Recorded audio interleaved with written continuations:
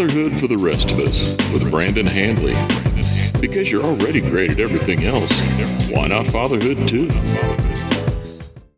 Hey there, and welcome to Fatherhood for the Rest of Us. This is Brandon Handley. I am the creator and founder of Fatherhood for the Rest of Us. I want to say thank you for choosing to spend your time with me today on Fatherhood for the Rest of Us. I also want to just encourage you, if you could, to go over to the podcast on iTunes, download it, subscribe to it, and leave a review if you have found any part of this at all to have an impact on your life. That will help others to find the show and listen to it and get the same type of enjoyment that you are out of it. Also, if you are a father and if you're looking for a place that you can go celebrate fatherhood or perhaps even share some struggles and get some advice or find some like-minded men, I strongly encourage you to stumble on over to Fatherhood for the Rest of Us, the private Facebook group, and ask to join. I'll let you right in. That's going to do it for right now, guys. And please stay tuned for today's podcast. Hey there, guys. Lusch, Brandon Handley, Fatherhood for the Rest of Us here hanging out on is this Thursday? I don't even know what day of the week it is, Brock. It's okay. It's blurry to me too. I think that oftentimes I think I'm lucky I find my way up to the microphone. What is something that you're looking to celebrate today? What can we help you celebrate today, Brock? I'd say today I made it through without losing my cool with the whole kids. day. The whole day. That's amazing. That's a pretty big. I'd say it's a pretty big mountain for me right now. Absolutely, and especially since you're a stay-at-home dad, and how old are your kids right now? My kids are 2.5 and 5. 2.5 and 5. So making it through an entire day without losing your shit is pretty cool. Yeah, I mean, there were some pretty. So just to give you an idea of what it was like, my youngest, she actually went for an hour just straight crying because she wouldn't pick up some Legos that she threw, and I was just trying to get her to realize you don't need to be throwing Legos around the place, and she would not budge on just listening and obeying a simple command. And so I held to it and stayed calm the entire time, and eventually she came around, but it was an hour-long battle. It can't be that much fun, and I know that, especially again at that age. At that age, it just makes you lose your mind, man. Makes you lose your mind. So you got to do your best to just try and keep your cool and go after. So again, huge celebration. I think so. So absolutely. Let's hit up. Who is Brock and what's he about? Well, guys, Brock is a full-time stay-at-home dad. He's also the lead organizer of the Cincinnati Dads Group, which is a national organization. His passion is to connect dads in a city together for support and camaraderie, while at the same time showing that the stay-at-home dad is a powerful position to hold in the family. Now, Brock, you and I, we met prior to going down to Dad 2.0 and New Orleans a little bit earlier this year in February. We got the time to chat with each other, and you left a decent gig, a decent job to stay at home with the kids, and you had a great conversation with your wife before that even kind of spun up. Do you want to talk to the audience a little bit about that, how that came to be? Yeah, so my wife and I were both working for Fidelity Investments.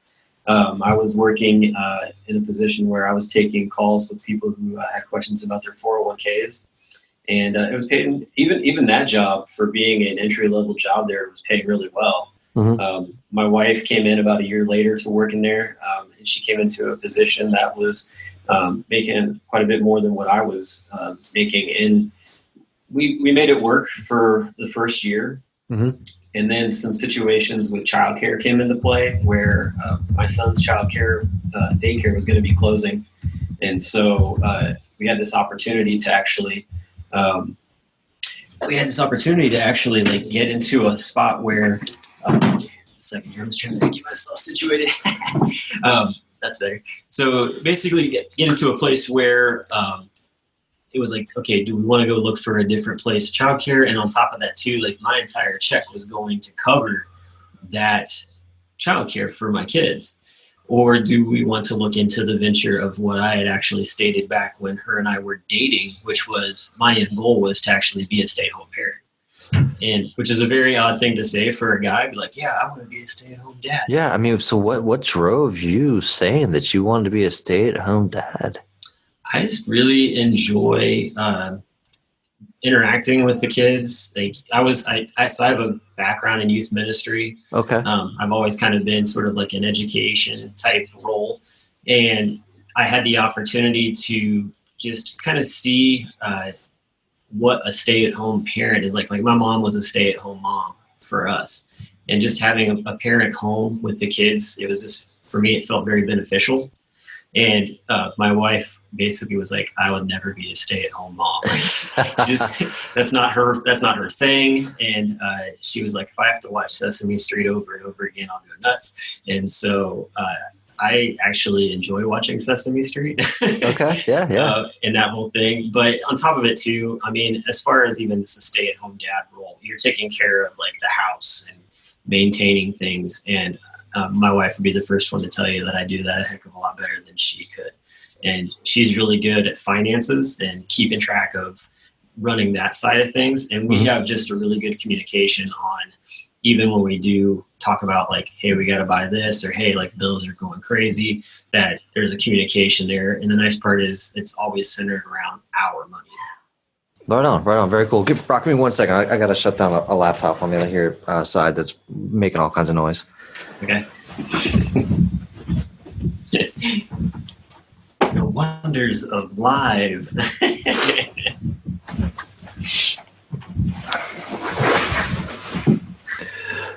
So very cool. You decide to, you decide to do it. You take the plunge. And how long has it been now?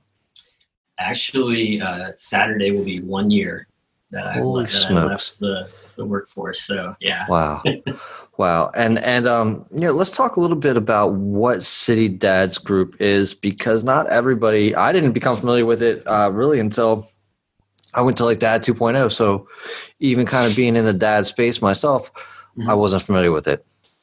Yeah. So, well, let me even back up just a little bit further before I even got involved with them, because it all really started with the fact that when I decided to be a stay-at-home dad, I wanted to be able to have other dads that I could connect with. So I actually started up a private group on Facebook with just my friends who were dads. And then also just like, hey, if you know another dad in the city that's looking to connect, like here's an opportunity.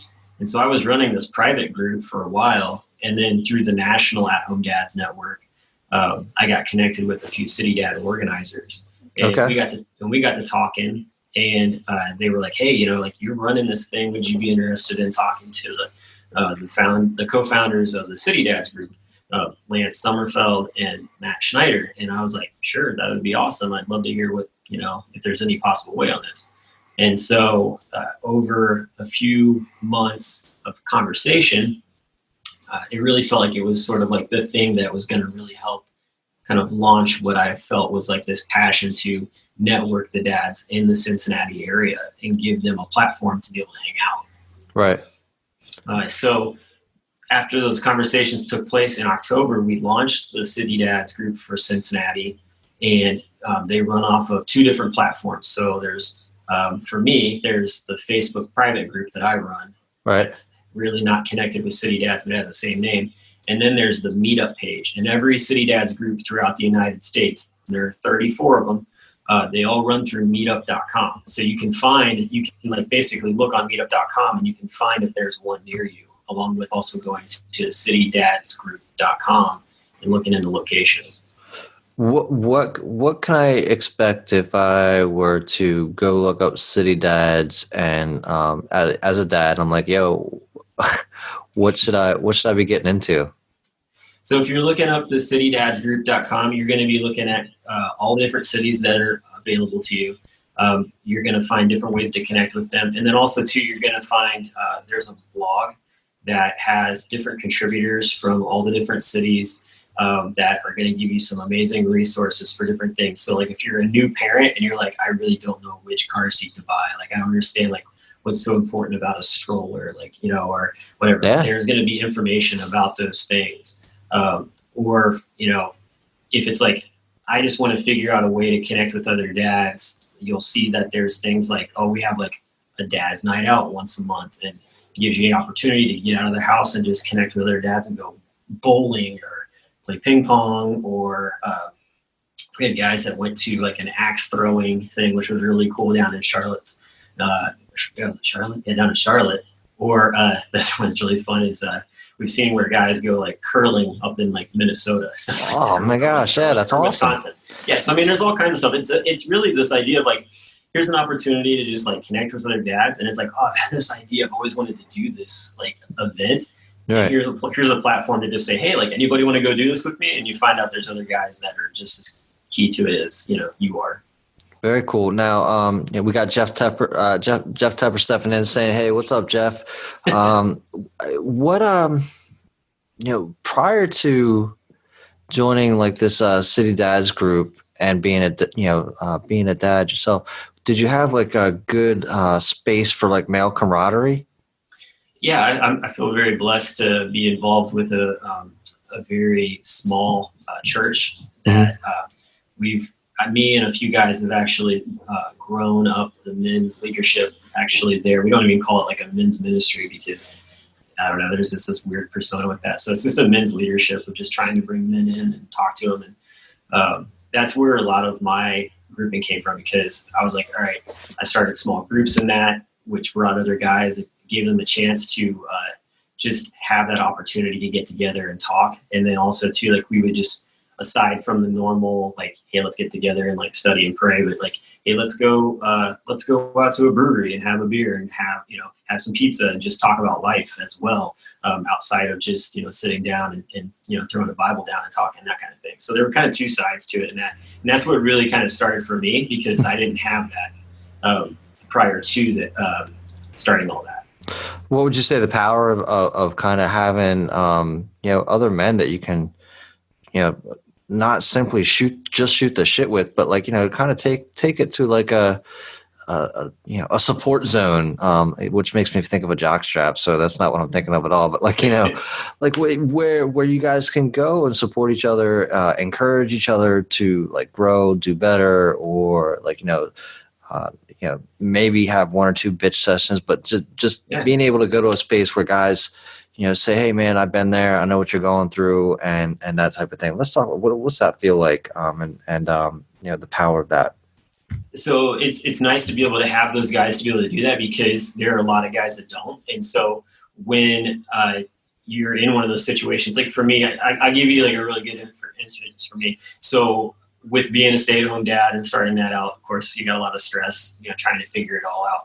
My wife was really good about, she'd be like, you're stressed out. You need to get out of the house. And because I could just not only get out of the house, I could connect with some of the guys that I was running around with who were dads, and just be like, hey, like, I've had a really stressful day. Is it cool if I like come up and hang out? And they're like, yeah, come up, man. Like, I'm actually cutting down a tree. Like, you can help me. Cool. Yeah, nice. Or like, hey, like, yeah, let's crack a cold one and sit around the fire pit and just talk for a little while and get it off your chest. So having those kind of having that community is just key, and it's what's kind of basically it's what keeps me sane. Sure, absolutely. And I think that also, like in like just a male environment, does it give you like the opportunity to have conversations that you couldn't have if there were females present? Oh yeah, definitely. I mean, you definitely get the opportunity to just kind of like, I'm dealing with this, like you bring it out there and you can feel comfortable, just with another guy who probably either understands or can at least, commiserate with you in some way of like figuring out like, oh yeah, like, yeah, definitely. Or I know somebody that's been through that kind of situation. So it's one of those deals where you definitely get the ability to just put it out there and be vulnerable. And that's the one thing too, like a lot of guys are like, I don't want to be vulnerable around another guy. Like they're going to think I'm weak or whatever, or something along those lines. And there's always been that kind of thing. But you get around enough guys who actually understand what you're going through, and they actually have a feeling for you as not only a friend, but as somebody like I consider like especially a brother, almost on that sense. It just makes the conversation that much more fluid and that much more comfortable to have. Right. And it's like you're not in a space that you're vulnerable to like fall prey to something, but vulnerable in a sense that you can gain strength from something. Does that sound about right? Definitely. I mean, so I think for me, like even just over the past few years, as far as like growing in that area of feeling strength and being able to actually share what's going on in my life and not feel the shame like fall on it as well, Yeah. is the fact that like the lead minister at our church, he's very open about the things that he went through in his life and how it changed him. And just he was a high profile P&G exec and left it all to become a minister. But his story like is even deeper than that. So the way he shares it and what I've known about it, it's helped me to realize like we're all just human beings struggling through this world, and there are certain things that can help us out. For me, it's Jesus and just that camaraderie with other guys who are also in that area. But I also can connect very easily with guys who have absolutely zero connection with Jesus, but are just looking for other men to connect with and have a just dude relationship, you know, like like quote unquote romance. I guess. The romance. Right. The romance is real, brother. Right. I wanted to talk a little bit too about like you know, since I've gotten to know you, and then also we talked about this a little bit earlier, got to know you, know your story. Actually saw you in the airport. We actually rode into City Dads together, walked around and chatted. But like there was this exponential rock confidence that they kind of shone through. And to me, and you can tell me if I'm wrong, and this is just what I felt like I witnessed, was like, you know, you were there. This probably I felt it's just the first time you met up with Matt and Lance in person. Was that the first time? This is the first time I met up with Lance. Matt I'd met here in Cincinnati in Thanksgiving. Okay, but you'd met up with this group of you know, men in a similar field, doing a lot of the same work in the Dads Network, and they were just encouraging you to kind of step into what you felt like was the right thing to do, and they're giving you like all this encouragement and support. And I could just like see you growing into it, right? Like stepping into who you felt like you really were, and in a 100% like authentic manner. Can you want to talk about what it's like to be supported without like just like judgment or expectation? That's how I felt like, you know, that's what I felt like I witnessed. Yeah, I mean, it was definitely surreal because growing up as a kid, like I was very timid in some areas when it came to like, oh, like I want to connect with different people, but it was always there. And so walking in and like immediately feeling welcomed, almost like it was this family that I'd always been a part of, and just, you know, we just lived far enough away that, hey, this is like the big family reunion kind of thing. You just pick up where you left off. It was very much like that. I mean, you just walked in and everybody's like, hey, what's up? And I think the fact that I'm very vocal and very out there as far as like social media and talking with different people. Sure. They knew where I was coming from, and a lot of them had shared with me before. And so it was just that conversation had already started.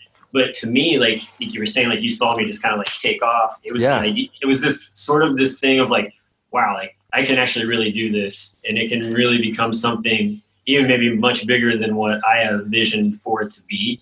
And that's and that's really exciting to me. And there's all these different opportunities and things, and I've kind of like have to weigh every single one of them on what I'm wanting to do. But it's exciting that it's all like options. Yeah, no, awesome. And I mean, I think another one of the stories that you shared with me was you had some ideas that you wanted to do with the City Dads Group, and then you approached them. You gave them the idea, and then you're like, yeah, but I don't know about like, you know, financing. I don't know how I'm going to make this thing happen. And they're like, hey, don't worry about it. We're supporting you and that. And to me, when you that reaction, did that give you like that much more encouragement? Like, I mean, you were, to me, when you relayed the story to me, it felt like you were floored. You were like, I can't believe this is happening. Yeah, I mean, to be able to come into an organization and like be like, hey, you know, this is something that I want to do, but I don't know how like I'm going to financially be able to be part of it. You know, to be able to have that, like, hey, like we got you covered, man. If you want to be a part of this, like, you know, we're here to help you. And I think that that's like just huge in getting things rolling. for me to be able to feel like, all right, like if I could have big ideas, like I don't have to feel scared of like, even if I get shot down on it, Right. at least I got the opportunity to show it. And on top of that too, like I feel like, if I come to them and I say, hey, like this is what I want to do, and they say, we're not quite sure we want to have you go that route, or the no is definitely hard to hear, but at the same time, it comes from a place that is like, all right, like they're not like just trying to like keep me down. There's just something else that I need to figure out with it. And so that's really exciting to me to know that I can still continue to like build up what I'm trying to do here. That's awesome, man. That's awesome. So, what is next for the Cincy City Dads? What do we got lined up? So that's really exciting. There's definitely right now we've got like dad night outs happening consistently once a month, and sometimes even twice a month. So that's really cool because I'm getting to meet with anywhere from like 4 to 6 dads every 2 weeks, and that's been awesome. Wow. And then we do with being a stay-at-home dad, like I usually try to run like something for the dads that are also at home to get together on a pretty regular basis. One of the dads actually got involved with Habitat for Humanity, and we're going to actually be a part of working at a house in May. And so there's, I think, about almost 10 of us that are going to go to this house and work on it. So that's going to be really cool because for us, like, that's a way to just show, like, hey, like, we're a real group in the city trying to do more than just a bunch of dads that's trying to meet together. We're actually trying to give back to the community. And that's one of the things that I really want to procure in Cincinnati is that, as much as we are just dads trying to like be dads with kids, like we also want to be like giving back. And so many of us, me included, have a heart for volunteering and doing that it's going to be awesome to have the, just the ability to kind of move in those areas. Cause you can do it on an individual basis too. I mean, it's fine. But I think when you can bring large groups into it and really kind of get something out there that there's this movement, that's the most exciting thing. And with the movement, that's the cool part because you go places like I can go different places and they'll either see the shirt like at the zoo or something, and all people come up like, oh, like, are you that guy that's running the Cincinnati Dads Group? Or, hey, how did you get that shirt? Or what is that? And it just like all these different conversations come out about it, which is really cool. And I've even had friends who are like on the other side of the city. They'll be like talking to like, hey, like I've heard about this dads group. And they're like, oh yeah, like I know the organizer. Like he's really cool. You should have your husbands get in contact with him. So that's kind of just helped the group grow as well. That's awesome. That's awesome. It's awesome that you're being such a part of a movement like that. And I think that it's exciting. I had another question for you.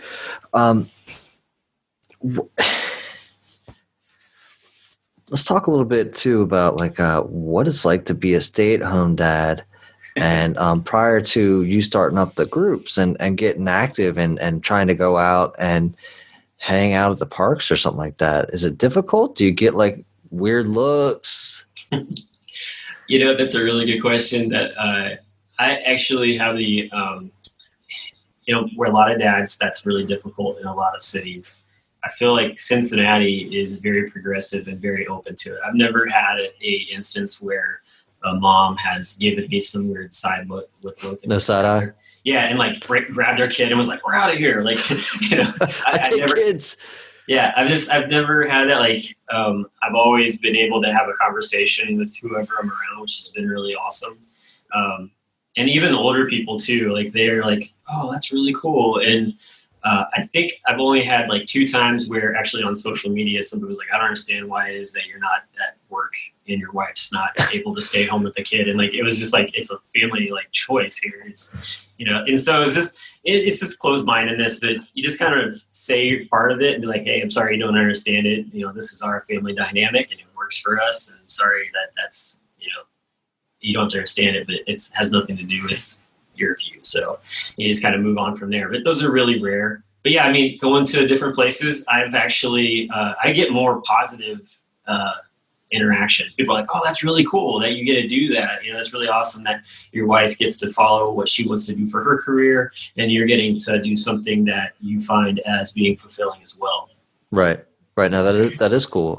And I think you use a kind of a key word there as fulfillment. What would you say, Brock, is fulfillment So fulfillment for me is enjoying each day in its own way. So even in the frustrations of it all, like at the end of the day going, yeah, like there were these things that took place that if I was in a workplace, I wouldn't be able to be a part of. I wouldn't get to see these things, and there are so many of them that happen. And that's why, like, on my Instagram account, I'm usually like snapping pictures of those situations. One, for my wife to be able to see them, but just also too for like people to see like, hey, this is the reason that I'm doing this. Right on, right on. What do you plan to do like once the kids are ready for school?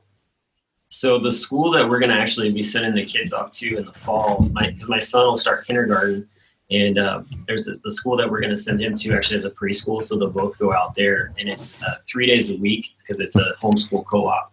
Okay. So it'll be a Monday, Wednesday, Friday, and I can actually go out there and be a teacher's aide.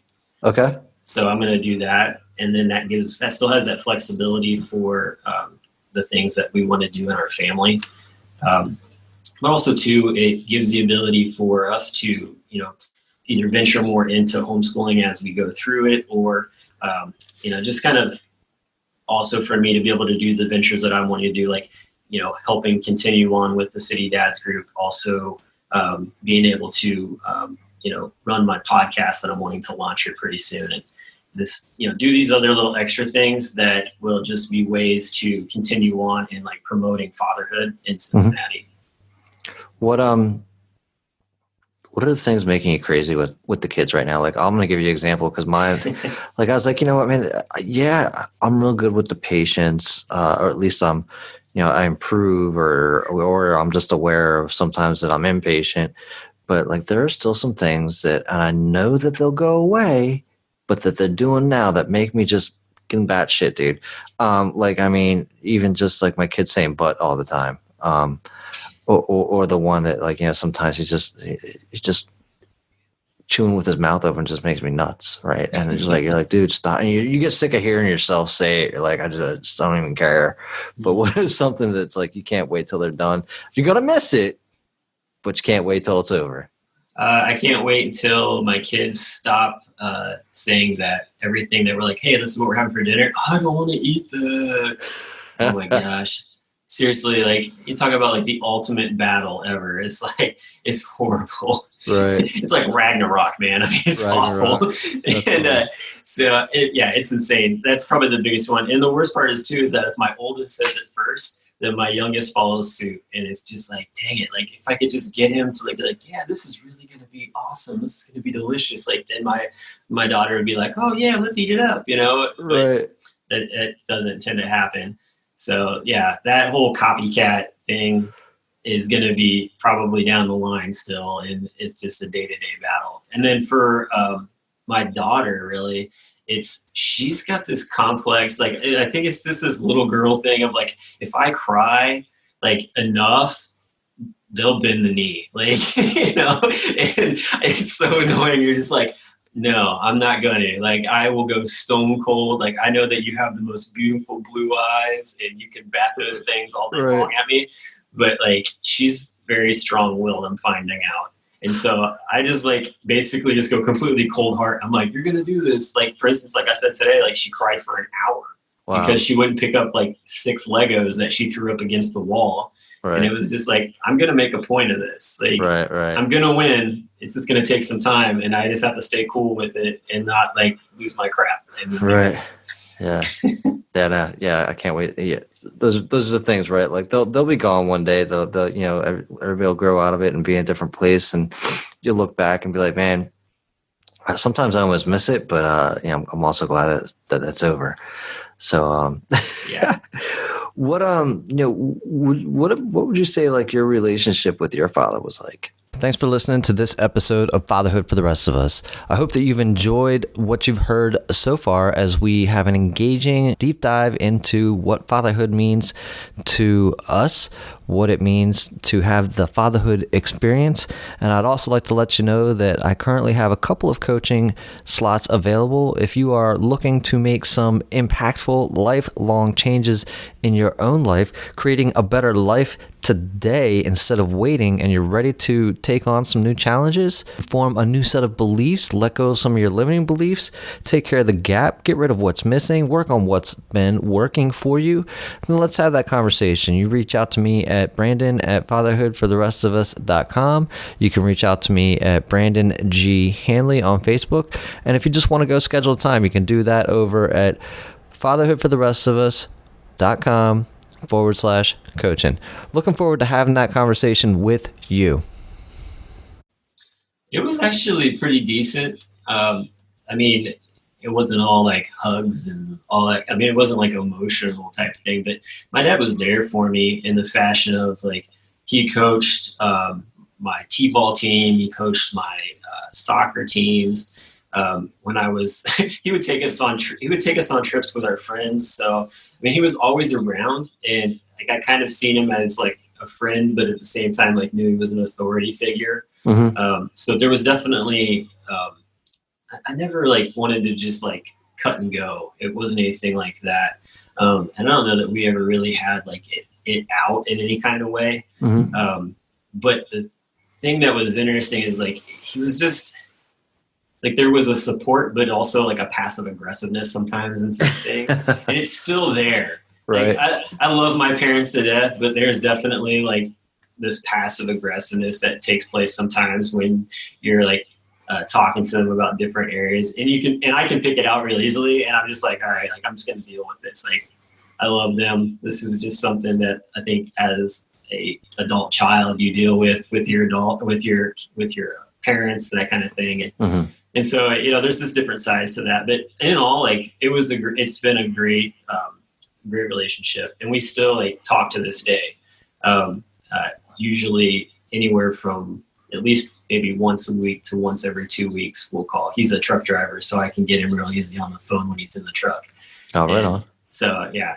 And so he's just always been there and really good to talk to. There are certain things that emotionally, like, we don't get into like with things, but even if I needed to talk to him, I know that I can, which I think is the biggest thing.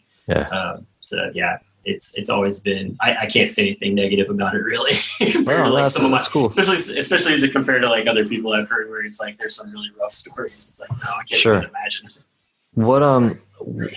What are some like, has he been kind of helpful? Like, what's the situation been like, having him to go to as you become a father?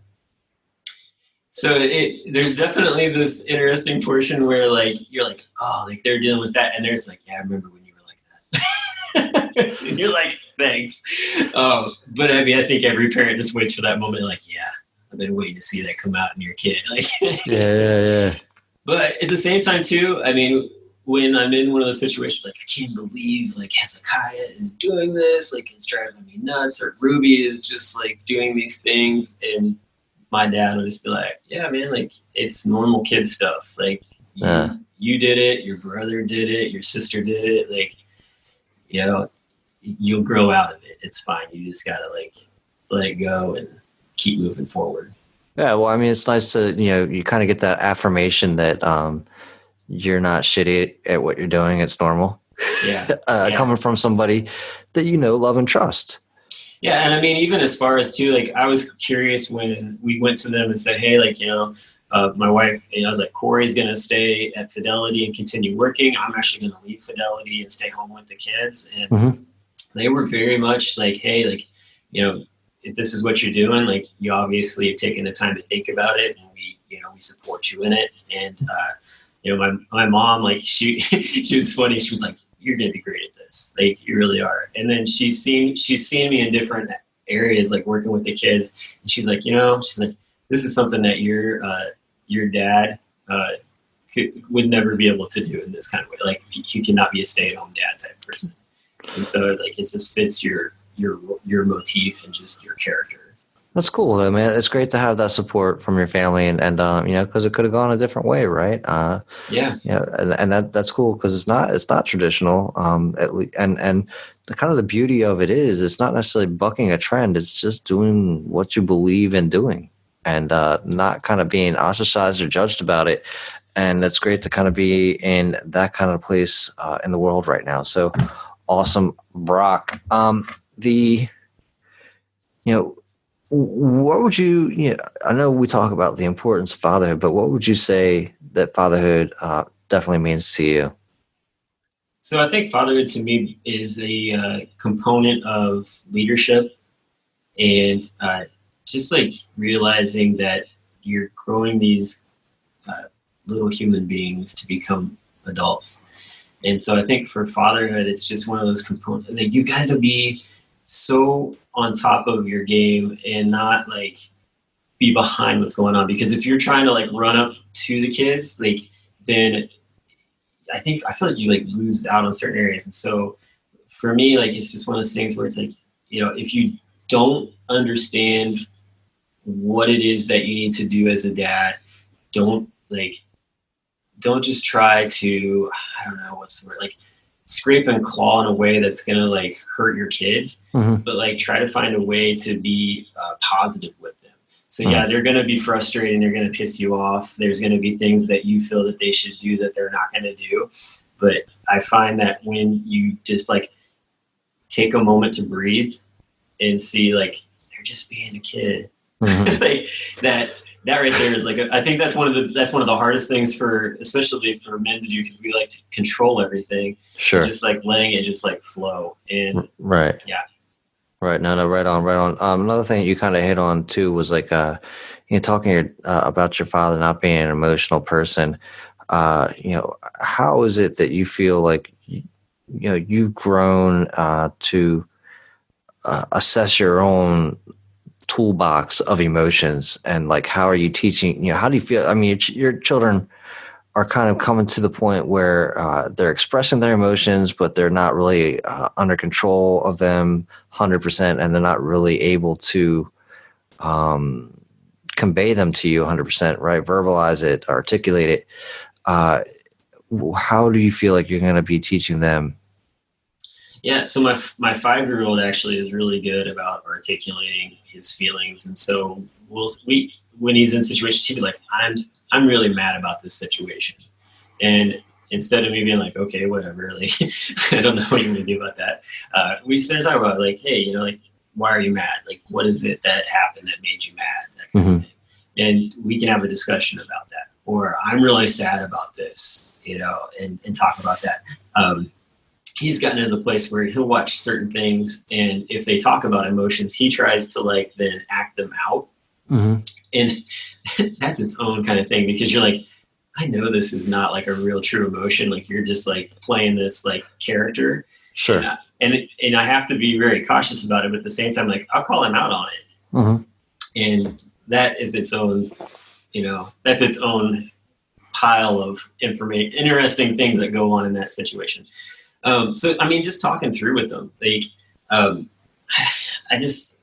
don't know. I had my own traumatic thing that happened back when I was younger, and I really don't remember ever really talking to my dad about it too much. I had a friend in high school who was killed in a car accident. He was my best friend, and I think I spent more time talking to my mom about that than I ever did my dad.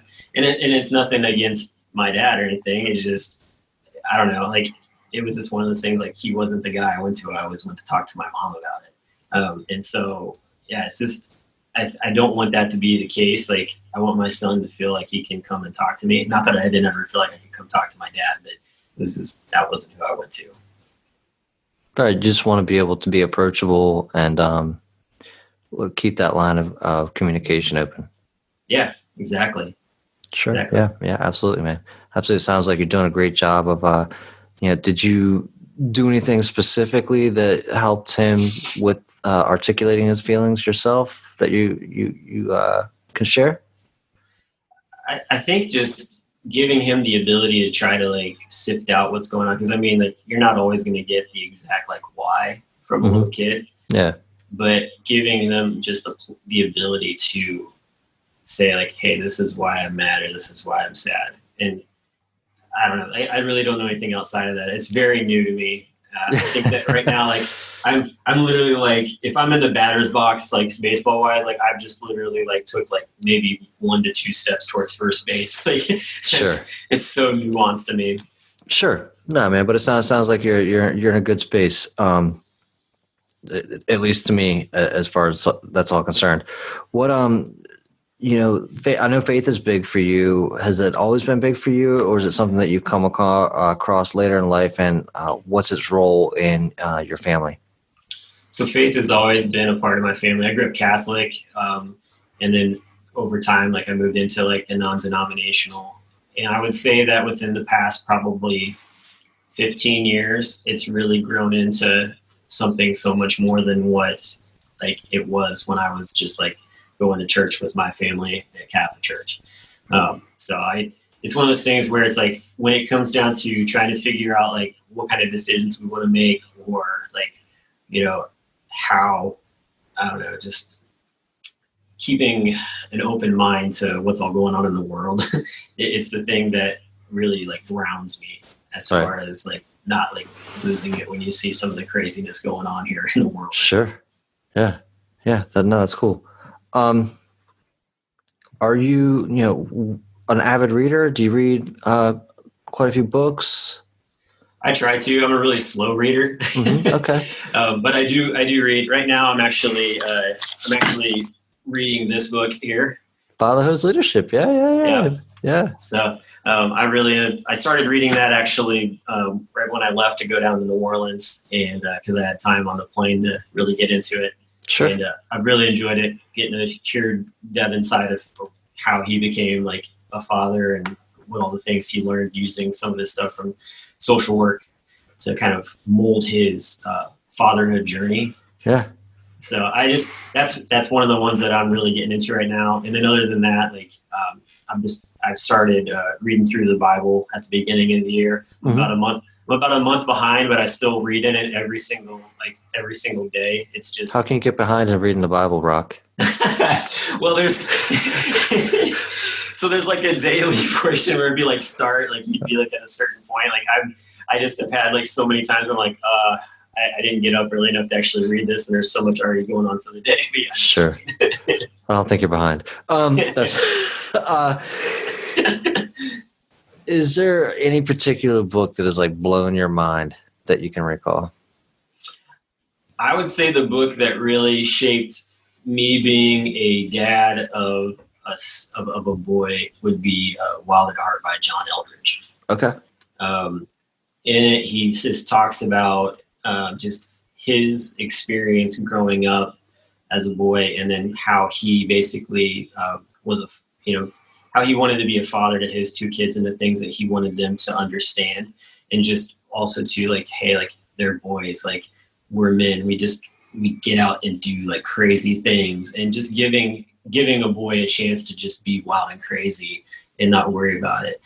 Because one of the things he states is that, there's a point where like when they're younger, they're with mom, mm-hmm. like mom is always with them and everything. And then there's a point where like they break away, like mom just can't be wild enough with them. And so like, that's where dad gets them. And it's true and it's not true. I mean, it just depends on the mom too, and what they want to do. But, I let my wife read that section, and she got a little teary-eyed because she's like, there's going to be a point where he's going to be like, all right, like mom's cool to be around, but like I want to be around dad. Like that sure. Kind of thing. Yeah. Yeah. Do you, and that's a great suggestion too. I have to read it still. I think that's one that I should put on my list. Is there anything like, in particular about fatherhood that you wish you would have known that you know now? I don't know. I feel like I'm learning stuff every single day. Mm-hmm. I had so many like good examples of fatherhood in my life, from everybody from like my dad to my grandparents, just like my grandfather's like watching them, and then also finding things out about how like they raised, my aunts and uncles and stuff like that. I don't know. I think for me, like, I don't know, there's one thing that I wish I knew, but it's more along the lines of like, how much more do I have to learn? I don't think it's going to stop, brother. I don't think it's going to stop. It's like, and as soon as I feel like as soon as you learn something about your own children, they shift. They're like, just kidding. Yeah. And then you got to learn like all this other shit.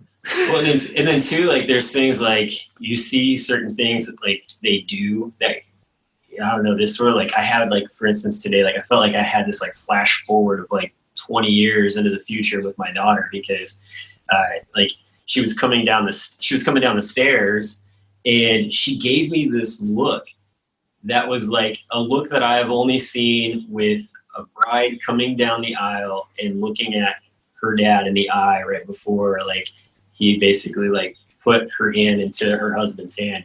And I was just like, oh my gosh, I'm going to do that someday. Like that's, I can do that. So that's crazy. Yeah, man. Yeah. And it's I feel like it's going to fly by like that kind of time. Right. Right. She's only 2.5. So like, I was like, oh my gosh, that's crazy to think about. The one thing that like kills me is like, the whole, enjoy this time while they're young. Right. When everybody always keeps telling you that. And now, my youngest is 6 and my oldest is 8. And now I'm like, man, that's kind of why I brought up that moment earlier. Like, yeah, sure, they're doing things that make you crazy now, but like, you're going to look back and like, even though like it made me crazy that my youngest like sucked his thumb for a while and worked real hard to get that out of there, I still kind of miss like seeing him suck his thumb. You know what I mean? So, just kind of enjoy those moments and, don't like not being in a rush to see them grow so much. Right. Yeah, definitely. Yeah. And too, like, I think that one of the big keys for what we do as parents is like, for my wife and I, we've incorporated the kids into like a lot of the adventures that we like to go on. So like we like to camp, and most families will be like, oh, I don't want to take my kid camping. We started taking our kids camping at 8 months, and we had them we tent camp, so we're not in cabins or anything. So It's just bundle them up and go. And ever since then, we go camping on a regular basis in the summer and in the fall. And it's been a huge blessing, because it's like the kids love to get out there and they love to get dirty. And I don't know, there's just so much joy in watching a little girl just get completely dirty, Sure. Yeah. Absolutely. And I think that you've hit on something else there too, that Devin actually talks about this. I don't know if he talks about it in the book, but I know that he talked about it on his podcast, and he would use the word integration versus work-life balance, right? If you can find times where you can combine like your work, fun, play, spirituality, community, and, family as much together, overlap as you can, like in a Venn diagram or so, as much of that as you can put together at the same space. That's integration. So I think that's really, key that you've tuned into that, right? We've definitely tuned into it. I mean, like, I think the biggest example for us actually doing that was this past fall. Me and my 2 kids and a buddy of mine who we go to church with, he's a stay-at-home dad as well, and he's got 3 kids. And we all took off ahead of our wives and went down and got a camping spot down at Land Between the Lakes in Kentucky to watch the solar eclipse. And we were down there for like 3 or 4 days, just he and I and 5 kids under 5 years old, camping in primitive camping. And the rangers thought we were nuts. But it was just awesome, because there's like this work-life balance of like his wife, who's an ER doctor, can finish up her shifts. My wife, who's working in the financial industry, can finish up her stuff. They can jump in a car and come down and actually spend the weekend, and we can all have a family get together. But at the same time, like us dads can go and like capture this like amazing place to like actually enjoy camping and watching this amazing one kind of like, spectacle that doesn't take place very often. That's cool. So it's very cool. I love that you're getting your kids out into nature too, and like you say, letting your daughter just kind of get dirty and grimy and hang out in the not making them come living in the city, but getting them out to see that. I know that in past jobs I've worked as a bartender at a couple places where people from the city, they duck and dive, like if they see a bug come down at them or something, or like they see like a raccoon, or even like freak out over a squirrel. Sure. Yeah. And so, I think that that's also really important to expose your kids to just a little bit of nature. That's the one thing about Cincinnati that's very interesting. It's not much of a concrete jungle. It's a small city, and so it's mostly covered by forest for the most part. Wow. There are tons of parks in this area. There's lots of creeks to go stomping in. And, nice. just lots of trails to hike. And so it seems like you'd think like, oh, Cincinnati's kind of a big city, but it just runs along this, the Ohio River and the Little Miami River. And then there's just all these places to adventure. And so it's just fun to get out there. And where we live here, I've got not an acre and a half. I've got a lot and a half. It feels like a farm area to me in some ways, because you just get out there and you just start digging around. And, my son's always like coming up with like a pile of like mud and you're like, look what I found in here. And, and my daughter's got a handful of it and she's shoved it into her mouth and she's eating it. So nice.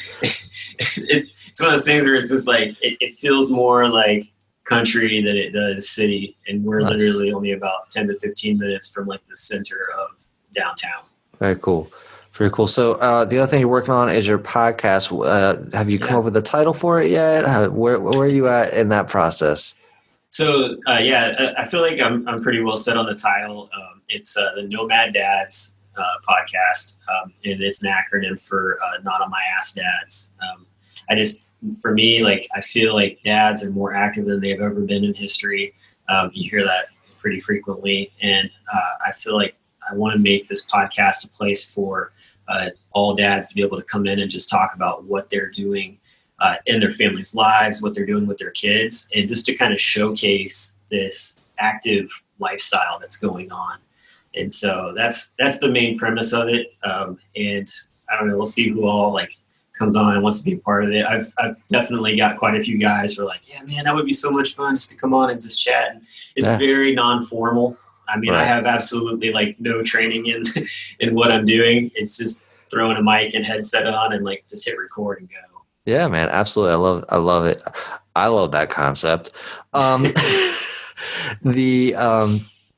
Is there anything like about fatherhood that you want to kind of hit on that we didn't?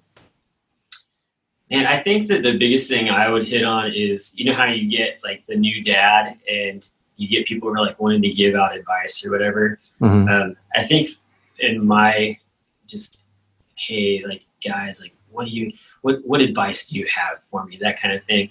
Mm-hmm. I think you got to take some of that with a grain of salt. And you always got the negative Nancy's that are in there that just want to like throw mud in your eye. But I think the biggest thing is like, you got to find your own niche. You got to find your own groove, and you got to be okay with it. And, it's one of those deals where it's like, people are going to judge no matter what you do. And it's like, they're always like the Parent 101 books, and there's so many of them. Mm-hmm. But in the end, like it comes down to what you feel comfortable doing with your kids. And I think that that's the key component. Like, don't worry about how everybody else is judging you, because there's always going to be somebody who's throwing a stink eye your way. And you really just have to like brush it off and keep moving on. Right. No, that's good. Absolutely. Where can I send everybody to go find Brock Lusch? So Instagram is probably one of the bigger places. You can find me at Nomad Dad. It's really easy that way. I'm also on Twitter at that as well. Other than that, the Cincinnati Dads Group is the other place to find me. There's a public page on Facebook where you can follow along on what we're doing there. If anybody's actually listening in the Cincinnati area, there's a private page as well for conversations that you don't want to have out in public, and you just want to have a conversation with a bunch of other dads about whatever's going on in your life. So aside from that, my wife and I have a blog that's sort of on stalemate at the moment. But you can find that just at it's Sad Dad Breadwinning Mama. It's on Blogspot. So and it's the acronym of that. So it's SAHD Dad. So yeah, I mean, there's just different ways you can. I actually Google searched my name just to see what would pop up, and most of those pop up just by putting my first and last name in a search engine. So I got to be doing something right for being able to pop up out of that. So I'm pretty excited about the fact that I can put that up and it pops up pretty quickly. Right on. Brock, love it. Thanks for popping on today, and looking forward to see what you pump. I'm looking forward to your podcast. I'm looking forward to it too. Hopefully here in the next week or so, it'll actually get the first episode up. Awesome. Thanks, Brock.